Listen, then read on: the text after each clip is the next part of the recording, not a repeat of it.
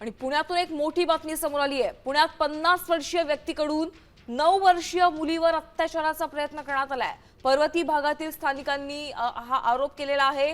वेळीच नागरिकांनी घटना पाहिल्यामुळे मोठा अनर्थ टळला असल्याची माहिती आहे। पर्वती पोलीस ठाण्याबाहेर नागरिकांनी ठिय्या मांडलाय। संबंधित व्यक्ती पोलिसांच्या ताब्यात असल्याची देखील माहिती आहे। नेमकी घटना काय आहे याबाबत अद्याप कुठलीही माहिती समोर आलेली नाहीये। मात्र ही एक धक्कादायक बातमी म्हणावी लागेल। पुण्यातून एका 9 वर्षीय मुलीवर अत्याचाराचा प्रयत्न करण्यात आलेला आहे। तर संशयित आरोपीला अटकही करण्यात आलेली आहे।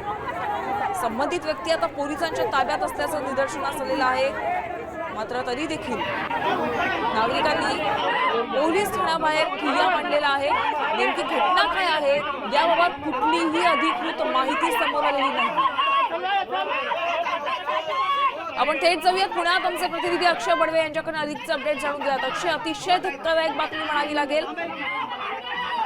पर्वती भागातले जे स्थानिक नागरिक आहेत यांच्याकडून दिलेल्या माहितीनुसार एक 50 वर्षाचा व्यक्ती आहे आणि त्यांनी 9 वर्षाच्या साधारण एक बालिका आहे तिच्यावर लैंगिक अत्याचार करण्याचा प्रयत्न केला असल्याचा आरोप जो आहे तो स्थानिकांनी केलेला आहे। त्याच पार्श्वभूमीवर तात्काळ पोलिसांनी या संबंधित व्यक्तीला ताब्यात घेतलं असलं तरी सुद्धा स्थानिकांचा आक्रोश खूप आहे।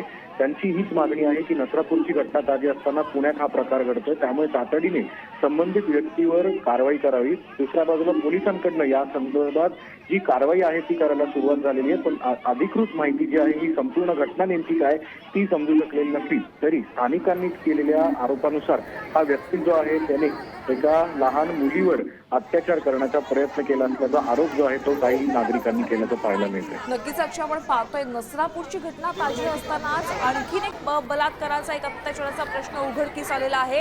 या आरोपीला पोलिसांनी ताब्यात घेतलेला आहे का आणि या नागरिकांची नेमकी मागणी काय आहे?